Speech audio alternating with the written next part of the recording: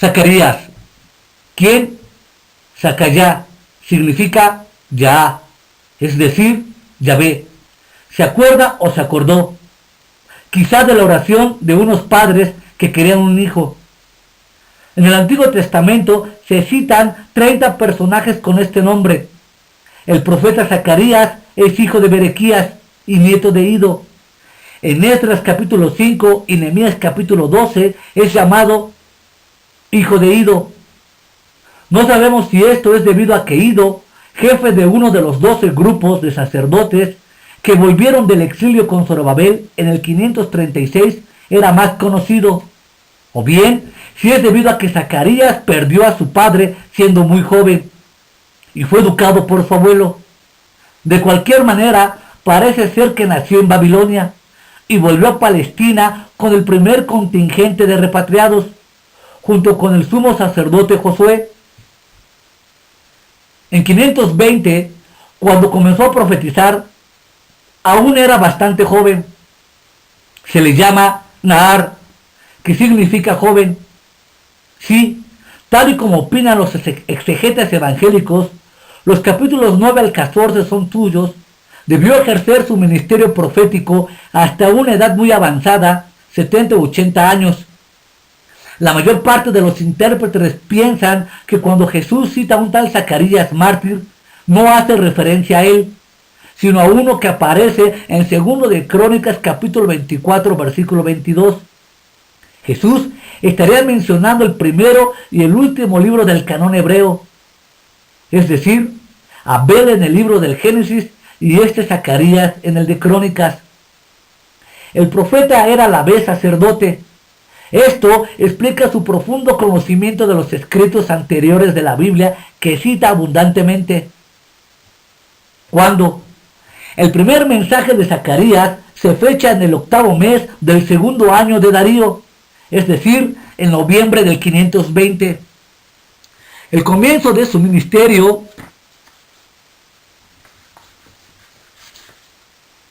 profético se inserta entre el segundo y el tercer mensaje de su colega contemporáneo Ageo.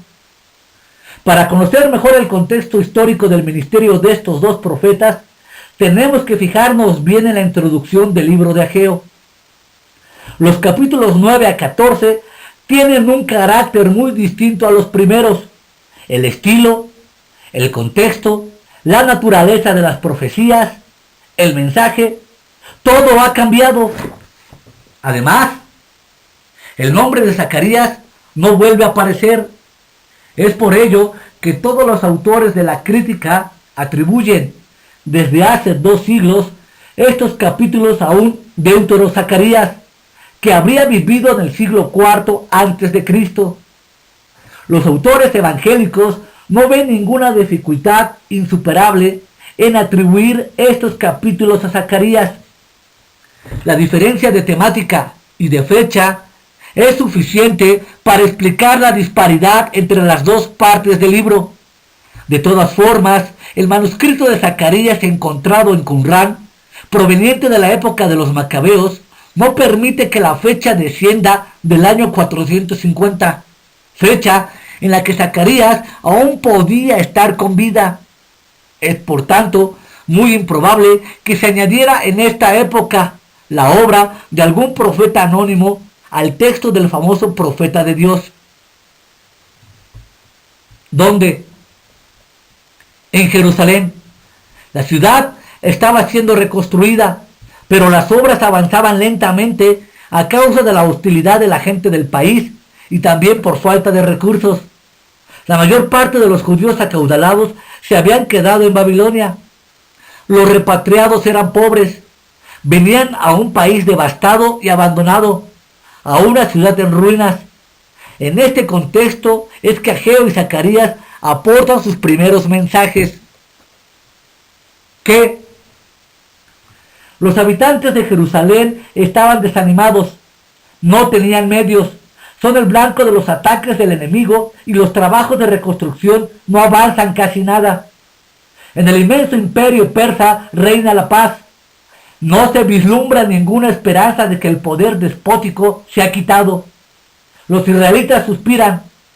¿hasta cuándo no tendrás piedad de Jerusalén y de las ciudades de Judá, con los cuales has estado airado por espacio de 70 años? Esta es la pregunta que hace Dios y que da a una de sus series de visiones a los profetas. Primera visión: Dios no se olvida de su pueblo. El ángel de Yahweh está en medio de él. Dios consolará y bendecirá a Sión. Segunda visión: los enemigos del pueblo de Dios serán juzgados. Tercera visión: Jerusalén será reconstruida. Cuarta visión: el sacerdocio será purificado. El sumo sacerdote supremo quitará la iniquidad de toda la tierra. Quinta visión: la realeza será renovada por el Espíritu Santo.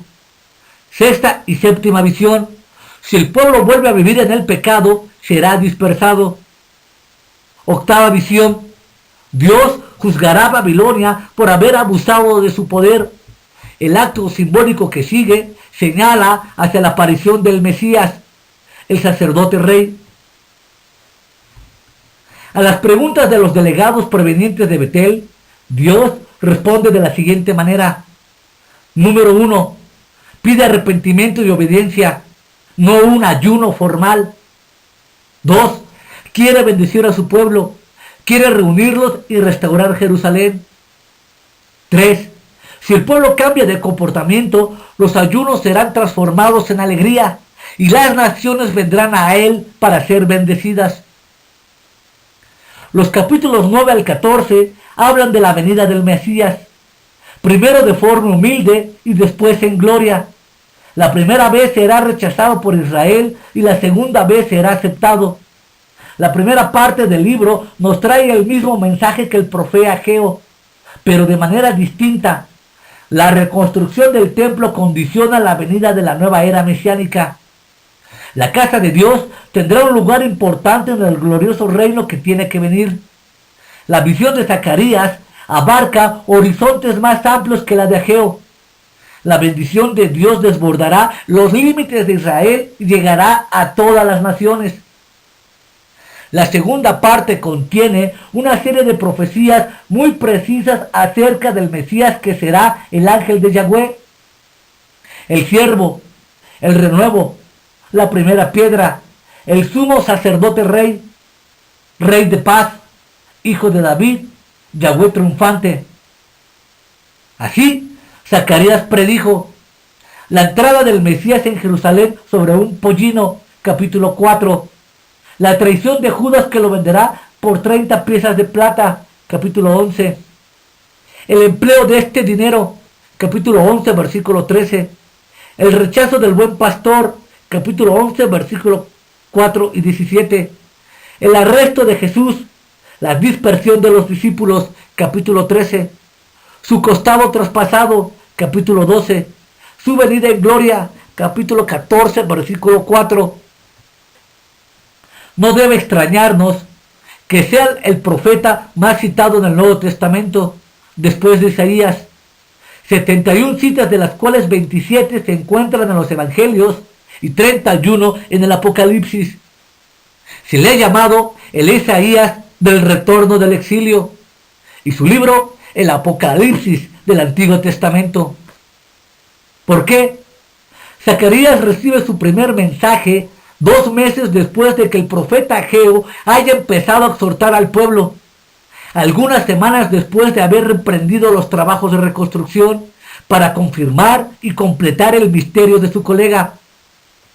Quiere sacudir la apatía de sus conciudadanos, luchar contra la dejadez de los sacerdotes, prevenir el desánimo de los laicos y combatir la dejadez moral.